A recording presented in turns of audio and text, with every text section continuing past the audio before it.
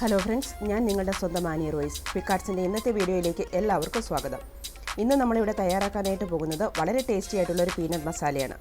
അപ്പോൾ വീഡിയോയിലേക്ക് പോകുന്നതിന് മുന്നായിട്ട് നമ്മളെപ്പോഴും പറയും പോലെ നമ്മുടെ ഈ ചാനൽ ഇതുവരെ സബ്സ്ക്രൈബ് ചെയ്യാത്തവർ പ്ലീസ് ഒന്ന് സബ്സ്ക്രൈബ് ചെയ്ത് സപ്പോർട്ട് ചെയ്യണേ. തൊട്ടടുത്തുള്ള ബെല്ലൈക്കൻ കൂടി പ്രസ് ചെയ്ത് ഓൾ എന്ന ഓപ്ഷൻ കൂടി സെലക്ട് ചെയ്താൽ നമ്മളിടുന്ന വീഡിയോസിൻ്റെ നോട്ടിഫിക്കേഷൻ അപ്പോൾ തന്നെ നിങ്ങൾക്ക് ലഭിക്കുന്നതായിരിക്കും. അതുപോലെ തന്നെ വീഡിയോ നിങ്ങൾ ലൈക്ക് ചെയ്ത് കാണാനും നിങ്ങളുടെ ഫ്രണ്ട്സ് റിലേറ്റീവ്സിനൊക്കെ ഒന്ന് ഷെയർ ചെയ്യാനും മറക്കരുത് കേട്ടോ. അപ്പോൾ വേഗം തന്നെ ഇതെങ്ങനെയാണ് തയ്യാറാക്കുകയെന്ന് നമുക്കൊന്ന് കണ്ടു നോക്കാം.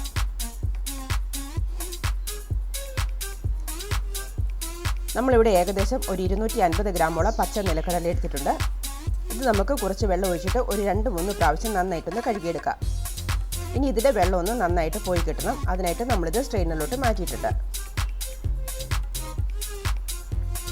ഇനി നമുക്ക് വേണ്ടത് നമ്മളിവിടെ ഒരു 2 ടേബിൾ സ്പൂണോളം ഓയിൽ എടുത്തിട്ടുണ്ട്. ഈ ഓയിലൊന്ന് ചൂടായി വരുമ്പോഴേക്കും നമ്മൾ കഴുകി വൃത്തിയാക്കി വെച്ചിരിക്കുന്ന നിലക്കടല ചേർത്ത് കൊടുക്കുക. എന്നിട്ടിത് ഒരു മീഡിയം ഫ്ലെയിമിൽ ഒരു ലൈറ്റ് ബ്രൗൺ കളറായി വരുന്നത് വരെ നന്നായിട്ടൊന്ന് വറുത്തെടുക്കുക. നിലക്കടലയുടെ കളറൊന്ന് മാറി അതൊന്ന് മുരിഞ്ഞു വരുന്നതായ സമയത്ത് ഫ്ലെയിമിൽ ഓയിൽ വെച്ചിട്ട് ഇതിലേക്ക് ആവശ്യത്തിനുള്ള പൊടികൾ നമുക്ക് ചേർത്ത് കൊടുക്കാം. ഒരു 2 ടീസ്പൂണോളം മുളക് പൊടി, 1/2 ടീസ്പൂൺ കുരുമുളക് പൊടി,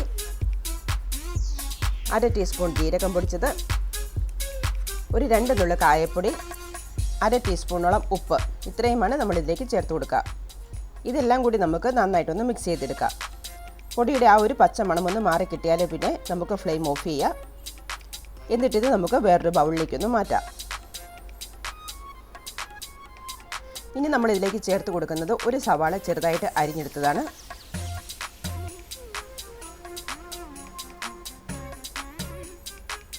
ഒരു വലിയ തക്കാളി ചെറുതായിട്ട് അരിഞ്ഞത് കൂടി നമ്മളിതിലേക്ക് ചേർത്ത് കൊടുക്കുന്നുണ്ട്.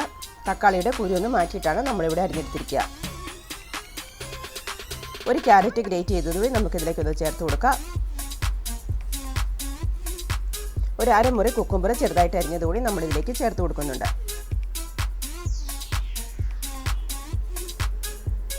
കുറച്ച് മല്ലിയില കൂടി നമ്മളിതിലേക്ക് ചേർത്ത് കൊടുക്കുന്നുണ്ട്.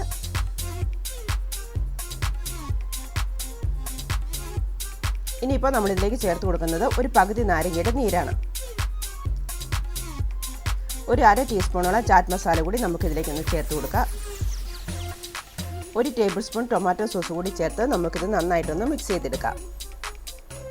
ഇത്രയുമായി കഴിഞ്ഞാൽ പിന്നെ നമ്മുടെ പീനട്ട് മസാല ഇവിടെ റെഡിയാണ്.